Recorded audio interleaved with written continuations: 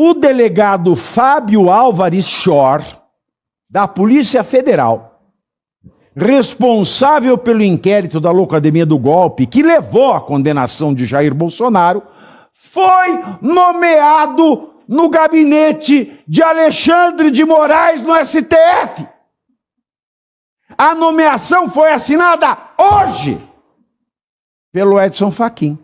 Quem assinou a petição com a tese da parcialidade do Moro? O hoje ministro do STF, ministro Reborn, bonecão, harmonizadérrimo Cristiano Zanin Martins. Que isso se tornou um dos motivos para a anulação da condenação do Lula no caso do triprec, como diz o Lula, do Guarujá. Aí a minha pergunta é a seguinte, Caivano e Ricardo, e você de casa. Bolsonaro já pode ir para casa. Pode. Sabe por quê?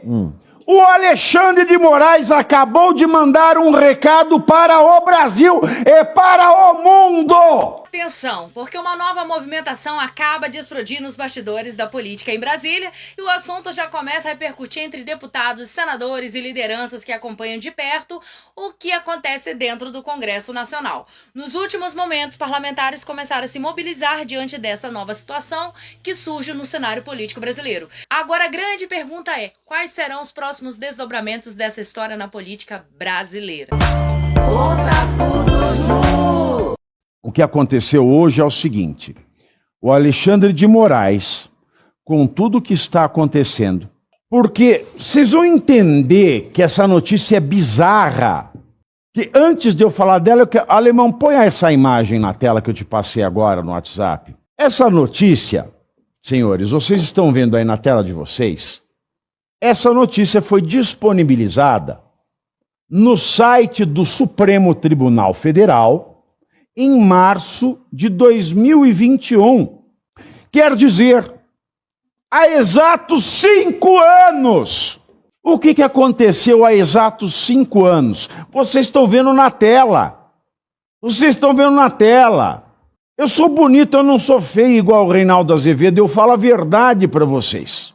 Há 5 anos, exatamente, o STF publicou o seguinte, que o STF, a segunda turma do STF, reconheceu a parcialidade do Sérgio Moro de maneira que isso se tornou um dos motivos para a anulação da condenação do Lula no caso do triprec, como diz o Lula, do Guarujá. Quem assinou a petição com a tese da parcialidade do Moro? O hoje ministro do STF, ministro Reborn, bonecão, harmonizadérrimo Cristiano Zanin Martins. Qual é a tese do Cristiano Zanin Martins? Em 2021, o Moro decidiu contra o Lula no caso do triplex do Guarujá e não podia, porque o Moro é imparcial, porque o Moro é suspeito. Porque a imparcialidade do Moro se revela no momento em que o Jair Bolsonaro convoca Sérgio Moro para ser ministro da Justiça, e aí, Bolsonaro, bem feito para você também, colocar este pilantra como ministro da Justiça. Falei, está falado, #falei. O Moro nunca valeu nada, nunca me desceu. Mas vamos continuar. A partir do momento que o Moro aceitou o convite do Bolsonaro, o que diz Cristiano Zanin na petição que sagrou-se procedente no STF, o Moro mostrou-se imparcial, porque ele aceitou o convite do arqui-inimigo e rival de Lula para ser ministro da Justiça. Mostrou-se parcial, né, Pavi? Está aí, parcial. Parcial. Porque o juiz tem que ser imparcial, então o Moro mostrou-se parcial. Então está grifado aí na tela de vocês. Eu fiz questão de grifar, olha aí. Eu fiz questão de grifar, está grifado em laranja, o fato de Moro ter recebido e aceitado o convite do presidente eleito Jair Bolsonaro para assumir o Ministério da Justiça. Isso foi um dos motivos que levou à anulação da condenação de Lula. Anulada a condenação de Lula, Lula se tornou desinelegibilizado, como gosta de dizer o Cláudio Caivano. Exatamente. Aí a minha pergunta é a seguinte, Caivano e Ricardo, e você de casa. Bolsonaro já pode ir para casa. Pode. Sabe por quê? O Alexandre de Moraes acabou de mandar um recado para o Brasil e para o mundo. Eu, Careca Ceboso, Mussolini da Moca, sou parcial. Meu voto e meu relatório e minha condução nos trâmites que levaram à condenação de Bolsonaro por golpismo são parciais e, portanto, nulas. Bolsonaro não poderia ser condenado, sequer poderia ser investigado. Porque esta é a notícia. O delegado Fábio Álvares Shor, da Polícia Federal, responsável pelo inquérito da Loucademia do Golpe, que levou à condenação de Jair Bolsonaro, foi nomeado no gabinete de Alexandre de Moraes no STF. A nomeação foi assinada hoje pelo Edson Fachin.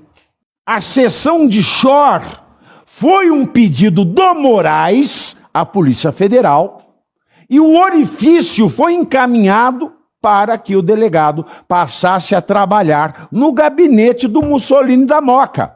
Fábio Shor foi o responsável pelo indiciamento de Bolsonaro em novembro de 2024, quando concluiu que o ex-presidente era chefe de uma tentativa de golpe piriri-poró.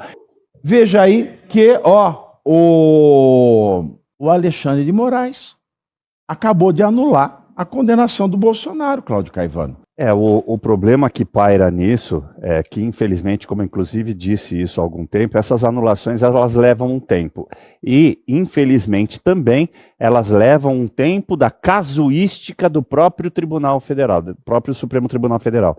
Então, por exemplo, quando a gente estava falando aqui das duas notícias anteriores, veja a ligação. Você está percebendo que algumas entidades que apoiaram tudo que fez Alexandre de Moraes, agora se afastam, como se nunca tivessem saído na foto com Moraes. O Moraes continua lá no meio para tirar foto e eles se afastam para não sair mais na mesma foto. Vídeo que falamos aqui sobre o Fux e a Carmen Lúcia, incluindo o próprio Fachin, que começa a mostrar que quer fazer alguma coisa, que quer estar do lado certo dessa foto. Para quê? Para preservar aquilo que já não tem mais no STF, a credibilidade da instituição. Então, na verdade, eles vão fazer um trabalho inverso agora para tentar resgatar essa credibilidade. E, Pavinato, não adianta. Isso leva um penso. Com essa putaria, desculpa, essa putaria de hoje, isso é uma putaria, Ricardo. É uma putaria, você tem razão. Essa é a maior putaria de todos os tempos. O Alexandre de Moraes nomear o delegado que investigou o Bolsonaro e que levou à condenação do Bolsonaro, perfazendo, quer dizer, o mesmo ato que o mesmo STF considerou passível de anulação, a condenação do Lula. Exato. Ou seja, Bolsonaro tem que ir para casa ontem. Sem dúvida. E vale reforçar que esse ato do Moraes de hoje é pós 5 anos, como você colocou, aproximadamente, o ato do Zanin. Ou seja, já estava lá o que aconteceu, a petição que o Zanin fez, que acabou se sagrando vencedora no processo. Eu queria ouvir muito a opinião do Zanin hoje acerca desse ato. Bonecão, fala aí a sua opinião. E a pergunta agora é, quais advogados, quem? A defesa de Bolsonaro, quem que vai fazer esse pedido? Porque já está explícito, como o Pavinato desenhou, inclusive está no seu Instagram, que eu tinha visto antes de vir para cá, o que você colocou. Eu fiquei revoltadíssimo. Pois é, quem vai pedir a libertação de Bolsonaro? Quem vai?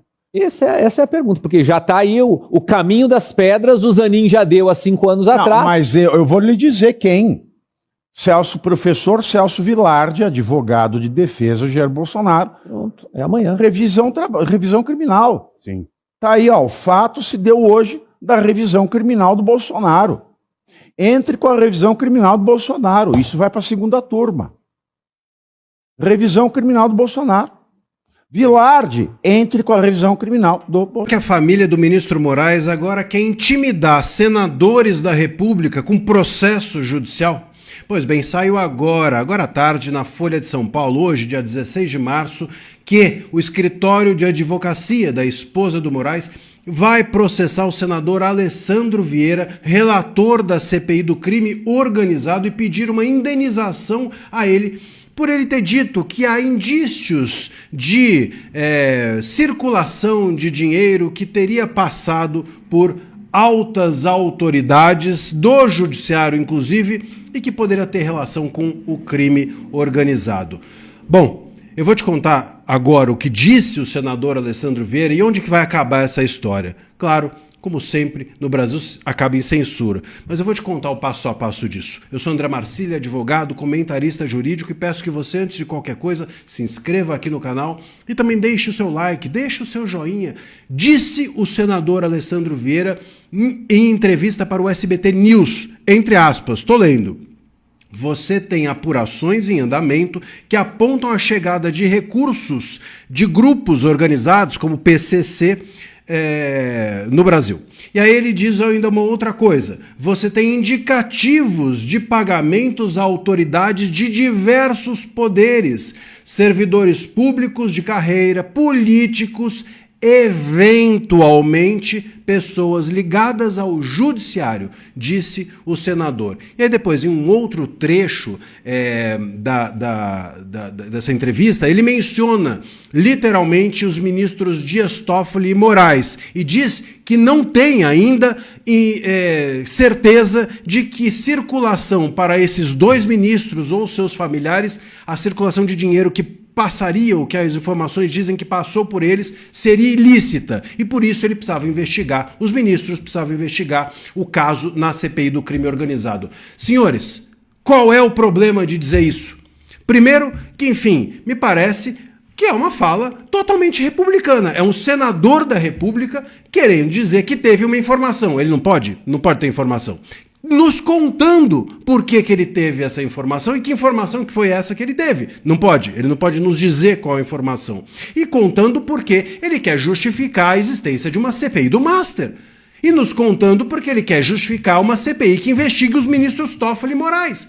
E como é que ele vai justificar? Então a pessoa chega no jornalista, vira para ele e fala: por que o senhor quer investigar os ministros Toffoli e Moraes? Não posso dizer. Eu tenho uma informação, mas se eu disser a informação eu vou ser processado. Ah, sério mesmo? Jura por Deus? Um senador da República tem uma informação, quer investigar a informação que diz respeito, eventualmente, diz ele, eventualmente, a ministros, e ele não pode falar. Não pode falar porque é processado. Fora que parlamentares têm imunidade total, absoluta, explicitada pelo artigo 53 da Constituição. O artigo diz claramente: quaisquer palavras de parlamentares são invioláveis, civil e criminalmente. Então joga fora o artigo 53 e emudece o senador, e impede que ele conte pra gente a informação que ele tem e por que ele quer, afinal de contas, investigar na CPI do crime organizado o judiciário, inclusive ministros. Não pode dar essa informação. Ele precisa ser silenciado. Me parece que é exatamente isso que quer, nesse caso, lamentavelmente, os ministros do STF e os seus familiares. Querem silenciar o Congresso, silenciar um senador que tem a função de falar e de nos contar o que está fazendo. Tem, inclusive, o dever de fazer isso. É lamentável, mas nesse país, tudo que está errado se cura com censura. Tudo que está errado se silencia, se põe debaixo do pano, se põe debaixo do tapete. Isso precisa acabar. E isso precisa acabar. Aliás, me espanta muito que o escritório da esposa do Moraes não tenha atravessado uma petição para o próprio marido, pedindo que ele incluísse o senador no inquérito das fake news e fizesse busca e apreensão e prendesse o senador, como fez aí o Moraes na semana passada com o jornalista do Maranhão. Olha, vocês estão de brincadeira, viu? É realmente uma piada esse país. Se você gostou dessa análise e gosta dos meus vídeos, eu tenho um convite a te fazer. Entra na descrição do vídeo e clica no link que você vai encontrar lá. Você vai se deparar com a Bússola. A Bússola é a minha comunidade. Entre, veja o que é, descubra, você vai gostar e venha fazer parte. Olha só o que está acontecendo agora, nos bastidores da política em Brasília. Uma nova situação começou a chamar a atenção dentro do Congresso Nacional e já movimenta conversas, posicionamentos e articulações entre deputados e outras lideranças políticas. Quando algo assim surge no cenário político, rapidamente o assunto começa a ganhar repercussão e levanta debates sobre os possíveis impactos que essa situação pode trazer para o país. E como sempre, cada novo episódio na política brasileira acaba abrindo espaço para novas discussões e novos capítulos dessa história. Lá vai mais um.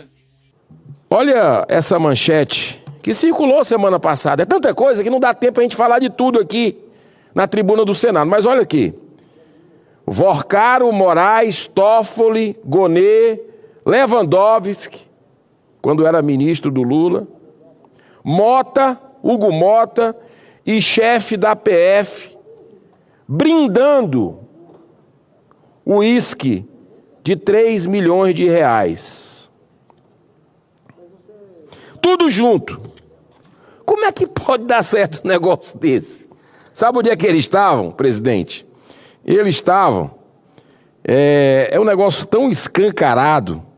O encontro paralelo ao primeiro Fórum Jurídico do Brasil de Ideias, realizado em 25 de abril de 2024, no exclusivo George Club, em Mayfair, Londres, reuniu uma seleta lista de autoridades brasileiras para a degustação do uísque Macallan, com custo estimado em cerca de $600 mil a $640 mil, integralmente patrocinado pelo então controlador do Banco Master, o empresário Daniel Vorcaro. Esse Daniel Vorcaro é aquele que gastou 200 milhões em uma única festa, lá na Itália, uma região exclusiva da Sicília. Tudo com o nosso dinheiro. É importante que as pessoas não esqueçam disso. Quem paga a conta é o povo disso tudo. Sabe por quê? Porque esse escândalo que precisa aí cobrir esse rombo vai aumentar as taxas bancárias, taxa de juros. Não existe almoço grátis. Não existe almoço grátis. Então o cara, isso aqui, eu estou dando 2 exemplos desse evento aqui, de um uísque. Você imagina uma garrafa, o senador Cleitinho até trouxe aqui, uma réplica, de 3 milhões de reais. Aí você pega 200 milhões em uma única festa. Aí você vê essas personalidades e ninguém fala nada. Quer dizer, a gente fala aqui, a gente denuncia, a gente está querendo ver essa turma presa, independente se é poderoso ou não. Aí, mas essas pessoas não falam nada. Estava lá o ministro Alexandre de Moraes, nesse eventozinho aqui, degustando esse uísque. Estava lá o Dias Toffoli, o procurador-geral da República, Gonê, o presidente da Câmara, Hugo Mota, o então ministro da Justiça do Brasil, Ricardo Lewandowski. E um detalhe, o escritório, o Lewandowski, o escritório dele estava contratado. Não apenas lá no INSS, onde uma das entidades que roubou aposentados, descontos ilegais aos montes, os mais pobres desse país, tinha o escritório do Lewandowski, do filho do Lewandowski, Henrique Lewandowski, contratado. Tu já pensou, aí quando a Polícia Federal faz a operação, ele vinha recebendo todo mês, aí acaba o contrato. Na hora que precisa de advogado, ele encerra o contrato. Dá para entender na cabeça de alguém de sã consciência? O nível de degradação moral chegou no limite. Aí você tem Essa turma toda aqui, num evento patrocinado pelo Banco Mar, até o diretor-geral da Polícia Federal, meu Deus.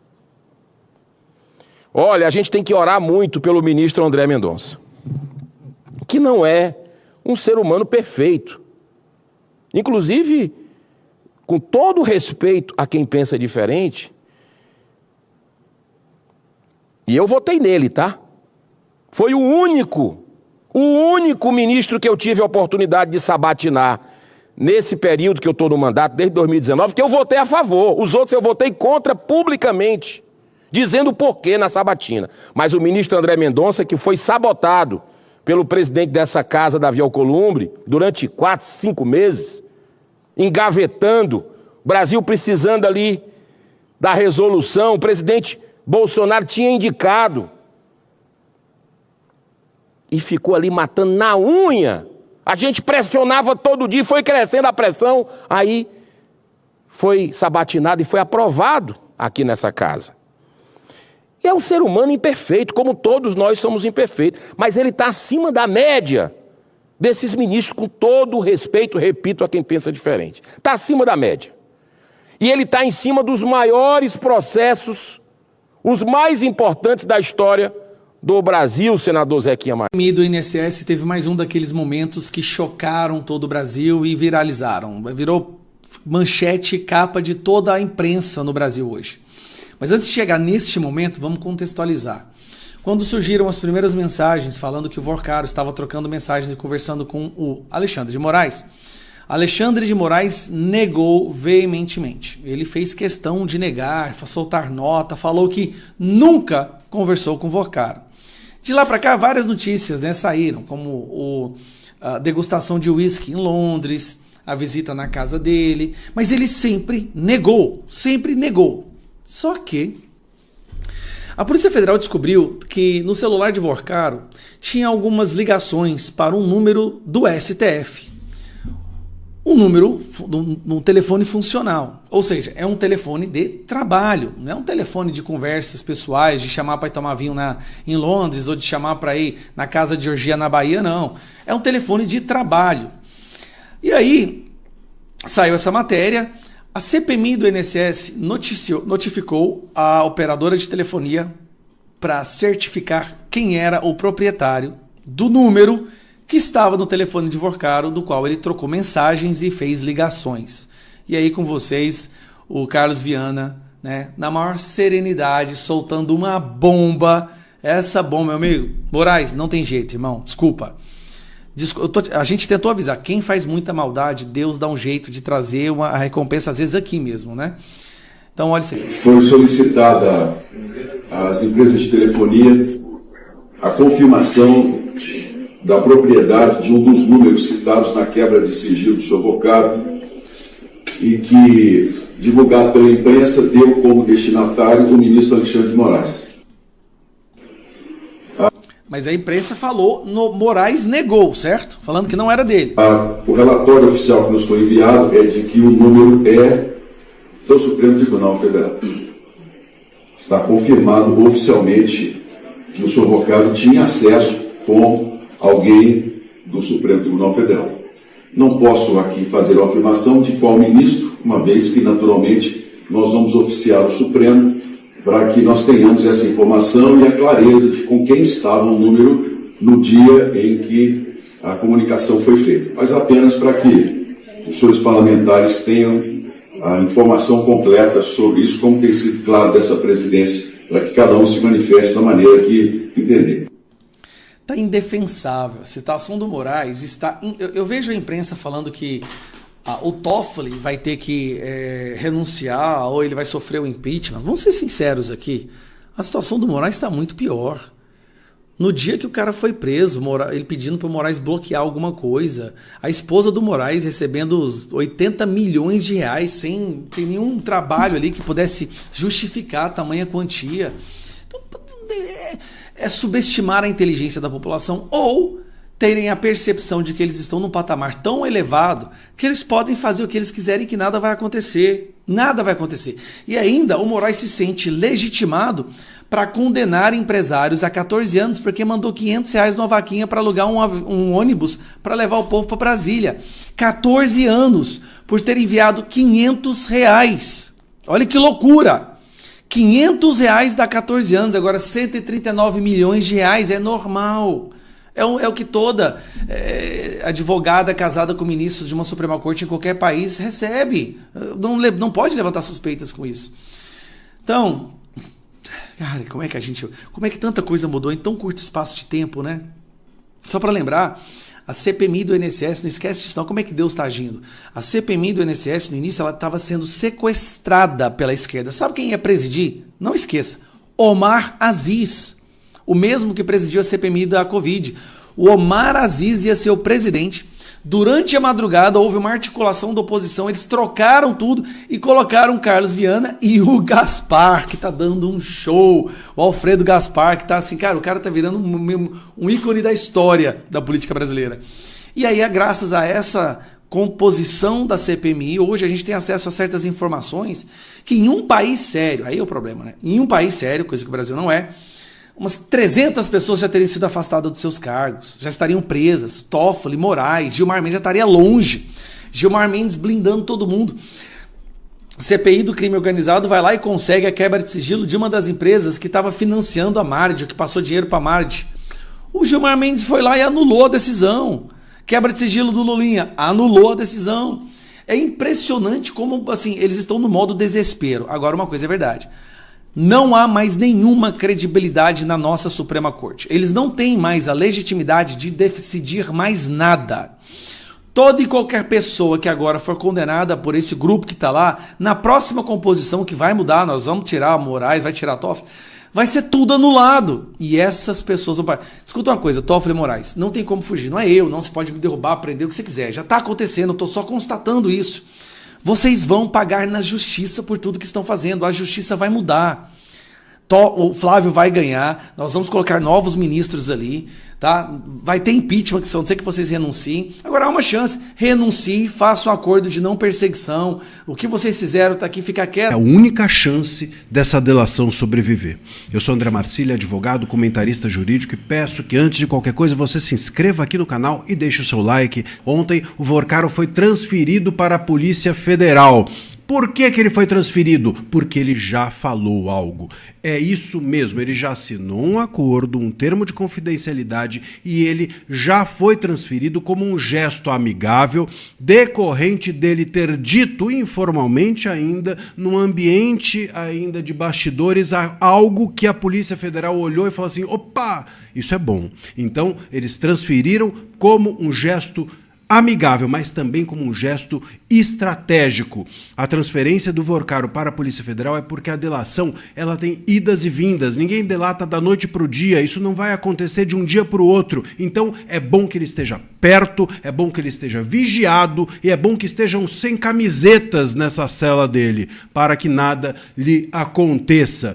E nesse cenário, meus caros, o Vorcaro vai ter que falar tudo. A estratégia da Polícia Federal é a seguinte, o que ele disser, eles pegam e batem com aquilo que está no celular. E aí, não importa se ele vai trazer algo inédito, algo que a gente ainda não ouviu. O ponto é que a gente não consegue hoje, porque a gente tem um Gonê, que é um zero à esquerda, a gente não consegue hoje investigar ministro do STF. Então, se o Vorcaro disser aquilo que nós temos visto sair na imprensa e que estava no celular dele, a polícia vai olhar e falar assim, opa, a delação bateu com o que estava no celular dele, portanto, é a prova que a gente precisava, encaixou, deu match, e aí vai para outra prova. Opa, o que ele disse bateu com o que está no celular dele, deu match, e vai adiante. E aí as investigações sobre ministros do STF, sobre membros do Palácio do Planalto, sobre pessoas do Legislativo vão adiante, vão ser formalizadas,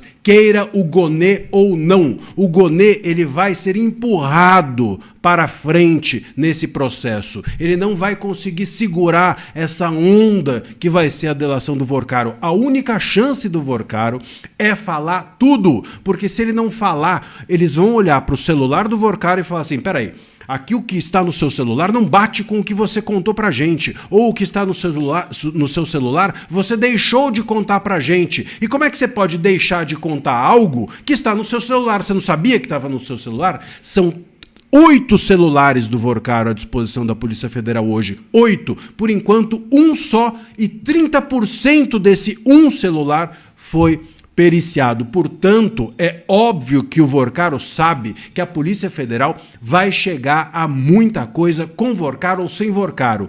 O Vorcaro falar é uma forma de esquentar essas provas que estão no celular, é uma forma de reforçar essas provas que estão no celular. Repito, pouco importa se ele trará algo novo, se o que ele disser reforçar ou confirmar ou formalizar aquilo que a gente já viu, e a gente já viu 30% de um celular, imagina os 8 periciados, ele não precisa dizer nada novo, nada que a polícia não saiba, ele só precisa confirmar aquilo que a polícia tem e aquilo a que a polícia vai chegar nesses 8 celulares sozinho.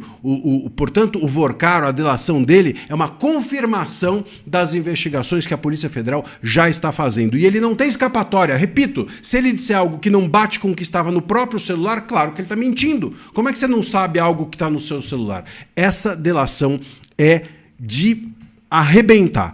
Com certeza vai ser uma delação que vai envolver todo mundo. Não tem como, ele está amarrado ao próprio celular. Se ele desdisser o seu celular, a delação dele é anulada. E não tem como esses celulares não serem periciados ou investigados. Então a polícia vai saber de tudo.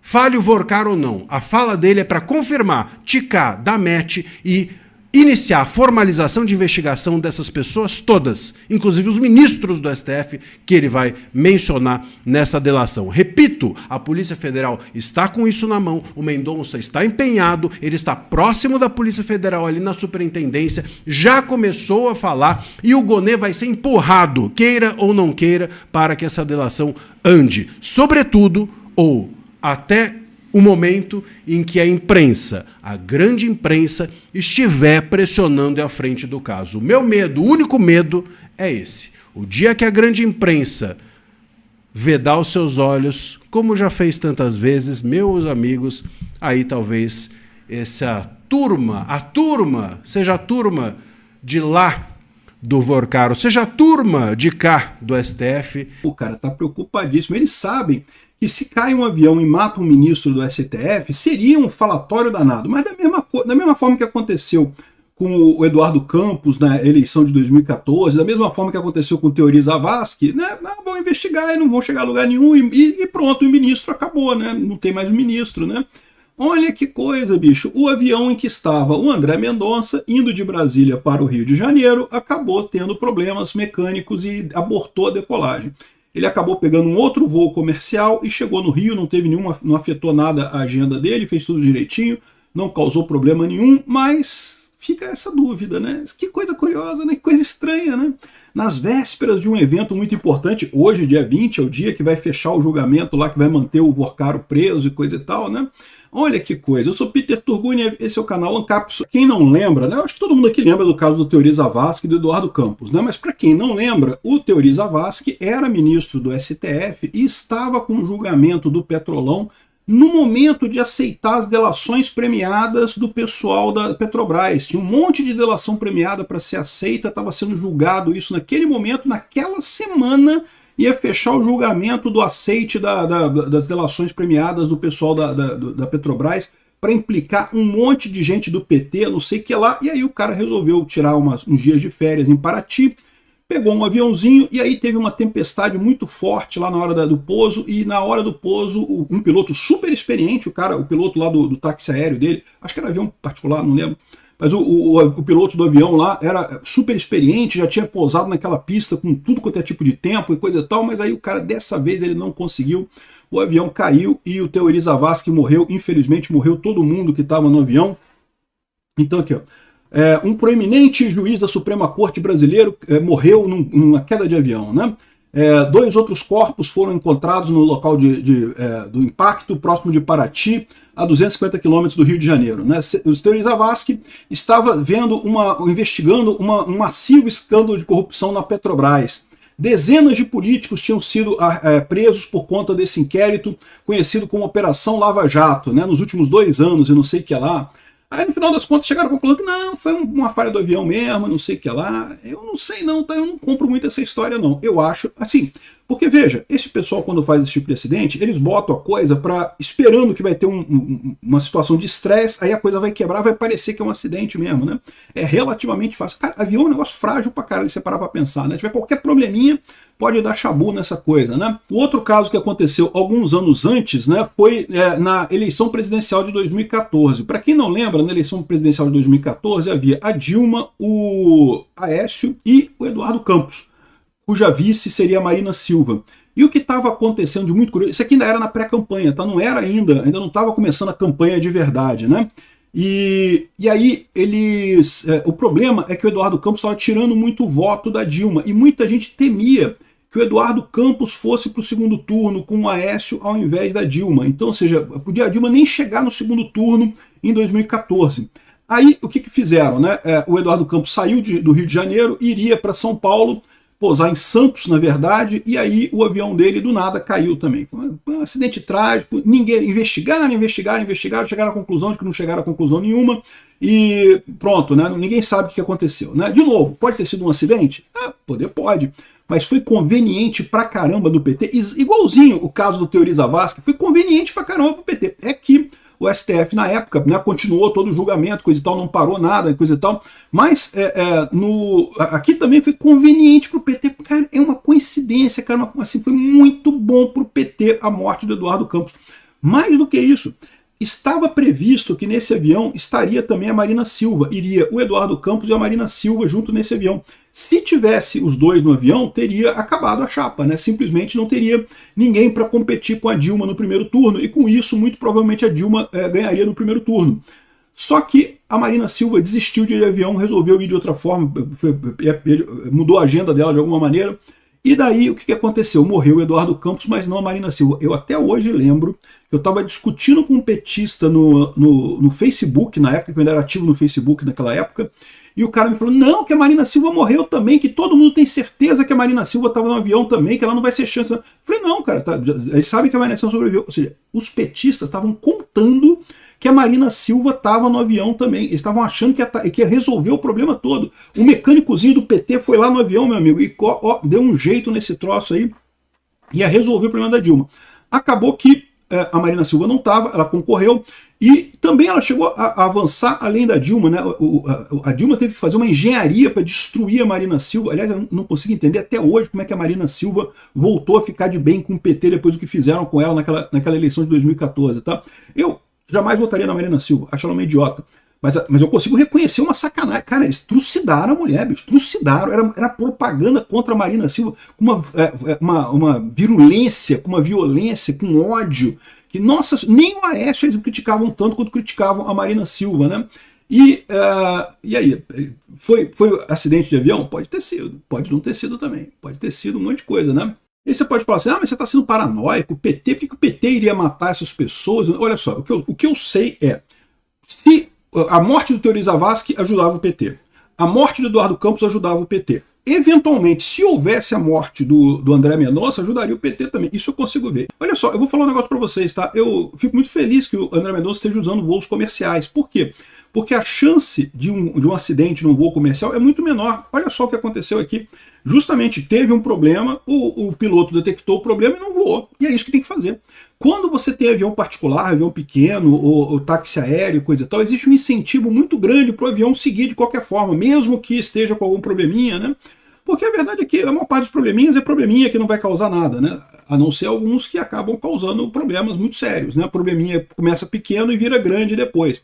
Então, o que eu falo para vocês, o mais seguro do mundo não é voar na FAB. Alguns podem pensar, não, por que o Alexandre de Moraes voa de FAB? O Alexandre de Moraes voa de FAB porque ele não consegue entrar num avião de passageiro. Vai todo mundo xingar ele, mandar ele a merda, aquele careca de bosta que destruiu a democracia no Brasil. O Alexandre de Moraes não consegue entrar, o Gilmar Mendes não consegue entrar no avião, vai ter que ficar voando de FAB. Agora, o André Mendonça é só entrar no avião lá em Brasília, o avião comercial da Latam e coisa e tal. E acreditem, é o mais seguro possível essa situação. Olha só o que diz a notícia aqui. Ó. Falha em avião impede viagem de Mendonça ao Rio. Né? O André Mendonça, ontem, dia 19, estava em Brasília para aquela sessão plenária do STF, né, que teve homenagem ao Alexandre de Moraes, aquela coisa toda. Ele estava lá, ele faz parte do STF, né, participou da coisa toda. E depois ele veio para o Rio de Janeiro, porque ele tem uma palestra, que ele dá uma palestra hoje no Rio de Janeiro. Então ele saiu ontem à noite de Brasília para o Rio. O avião que ele ia pegar da Latam, aqui ó, o avião que levaria o ministro do STF, André Mendonça, de Brasília ao Rio de Janeiro, teve a decolagem cancelada na noite da quinta-feira, dia 19, após a identificação de uma falha mecânica, né? O especialista do PT que costuma lá macetear os aviões, né, cometeu alguma coisa, mas errou, fez um problema grande demais, o piloto detectou, né? O problema foi detectado antes da saída do Aeroporto Internacional de Brasília, o que impediu a viagem, né? Com o cancelamento, a viagem foi remarcada para amanhã dessa sexta-feira, dia 20. O ministro, porém, embarcou em uma outra aeronave ontem mesmo, dia 19, e já chegou no Rio de Janeiro. O voo inicial era operado pela Latam. Eles não falaram qual é o outro voo que ele pegou. Eu acho que tem um voo da Gol também, bem tarde, que sai lá de Brasília. Eu imagino que era o último voo de Brasília para o Rio de Janeiro. Vai um monte de autoridade mesmo nesses voos aqui. Aqui, agenda mantida. Mendonça participou da sessão do STF em Brasília antes do deslocamento, e no Rio ele tem agenda prevista para ministrar um curso no Rio de Janeiro, né? A companhia aérea foi procurada, mas não havia se manifestado até a última atualização qual seria o problema ali. A polícia tem que investigar essa porra, hein? Fontes do STF ouvidas pela reportagem afirmaram que o voo transportava outras autoridades e que o cancelamento não teve relação com o ministro. É lógico que não, porra. Vai falar, não, aqui a gente tentou matar o ministro mesmo. Mas não, que tinha outras autoridades, é um custo que a elite está disposta a pagar para, nesse momento, trocar o André Mendonça, né? E tinha outros passageiros também, lembra? É um voo comercial, você pode pegar. Você podia estar lá em Brasília, comprou passagem para voltar para o Rio de Janeiro, e eu já peguei vários voos da Latam de Brasília para o Rio várias vezes. Podia pegar uma outra pessoa qualquer lá, né? Então, essa coisa. Mas é o que eu falo para vocês, o mais seguro é você usar esses aviões de passageiro. Táxi aéreo, avião particular e voos da FAB são mais arriscados do que nesse caso. Tanto no caso do Teori Zavascki, quanto no caso do Eduardo Campos, né? Foram voos particulares, era jatinho particular do pessoal. O mecânico do PT foi lá, sei lá o que o mecânico fez lá, né, mexeu nas coisas lá do avião, o avião caiu, né? E agora, né, tentaram fazer isso com voo de passageiro mesmo, é mais complicado, mas é aí que eu falo para vocês, né? É mais complicado porque é matar um monte de gente, vai ser um escândalo enorme, coisa e tal, mas esse pessoal já está tão desesperado, já estão num nível de desespero tão grande com a delação do Vorcaro, que não, porra, manda o mecânico do PT lá mexendo no avião, lá mexendo as coisinhas lá para quebrar o avião. Mas, de novo, né, avião de passageiro, avião comercial, é o mais seguro que tem. Não tem nada mais seguro que isso. Fico muito feliz que o André Mendonça esteja viajando de voos comerciais. É a melhor alternativa mesmo. Jatinho é que é preocupante, né? E, rapaz, eu vou te falar uma coisa, bicho. É isso aí, tá aqui. Aqui não tem mais informação, não. Avião com André Mendonça tem decolagem abortada após falha mecânica. Eu espero, sinceramente, que a Polícia Federal investigue esse negócio, né? Assim, vão dizer que era uma falha mecânica normal. Não, desgastou aqui o líquido de freio do avião, sei lá o que fizeram. Eu não tenho especialidade em fraudar avião para cair avião, mas sei lá como é que eles fazem isso, né? Mas, enfim, né, mexeram alguma coisa lá, cortaram o líquido de freio do avião lá, sei lá o que eles fizeram. E aí o pessoal, só que é o que eu falo, voo comercial, o pessoal tem um cuidado do caramba com esse troço, porque é um monte de passageiro, né? Então eles vão lá, olham tudo com cuidado e, né, qualquer coisinha aborta voo, né? Eu já falei pro pessoal, eu sempre voei muito no Brasil, mesmo antes de ser youtuber, né? Sempre voei muito a trabalho, como consultoria e coisa e tal, e inevitavelmente você fica preso em aeroporto, eventualmente tem voo que atrasa. Eu já tive um voo que abortou a decolagem no meio da pista, saindo de São Paulo para o Rio, voo da VASP, na época da VASP ainda, hein? Cara, foi a coisa mais assustadora que eu tive na minha vida. Não, foi a segunda coisa mais assustadora que eu tive na minha vida. Mas o avião começou a acelerar para decolar, aí de repente no meio da pista o cara trava tudo, fecha tudo, para, e o avião voltou porque detectaram algum problema ali, e é meio assustador esse troço. Perdi quase meio-dia, aí botaram a gente num outro avião e a gente voltou para o Rio, né? Mas é o que eu falo para vocês, esse é o problema que eu quero ter. O problema que eu quero ter com o avião é, atrasou o avião. Putz, que chato pra caramba. Eu torço para ter esse tipo de problema. Porque o outro problema com o avião é que eu não quero ter, que é o problema do avião tá lá em cima, dá merda, e o avião cai. Esse problema eu não quero ter, não. O outro problema, atrasou. Pô, cara, eu já fiquei um dia inteiro em São Paulo, aguardando na época, teve uma época que teve greve de aeronave, tava uma confusão danada, e Congonhas ficou um muquifo de gente, não tinha nem onde sentar, nem no chão tinha onde sentar em Congonhas mais. Fiquei um dia lá parado naquela porra, mas esse é o problema que eu quero ter com companhia aérea. O problema que eu quero ter é atraso, é avião desistir de decolar porque deu problema, identificou o problema, teve que trocar de aeronave. É chato pra caralho, mas esse é o problema que eu quero. O problema que eu não quero é o outro, né? E aparentemente o André Mendonça também concorda comigo e está escolhendo um voo comercial que é muito melhor. Ele podia ir de jatinho, né? Com certeza o STF tem verba para jatinho e ele próprio tem dinheiro, né? Ele ganha bem pra caramba, pode contratar um jato aéreo, um táxi aéreo para pegar, fazer um voo Brasília-Rio de Janeiro, é conveniente pra caramba, sai na hora que você quer, chega na hora que você quer. Mas táxi aéreo, meu amigo, é muito mais provável de dar problema, muito maior o risco de dar problema no final das contas, né? Então, para alegria de todos e felicidade geral da nação, não foi dessa vez ainda, PT. Eu tô falando para vocês, o pessoal tá apavorado. Com essa possibilidade de entrar a JBS na brincadeira, meu amigo, tem muita gente no PT que tá apavorado, não tá nem dormindo, meu amigo. Pode ter certeza, o pessoal não tá nem dormindo.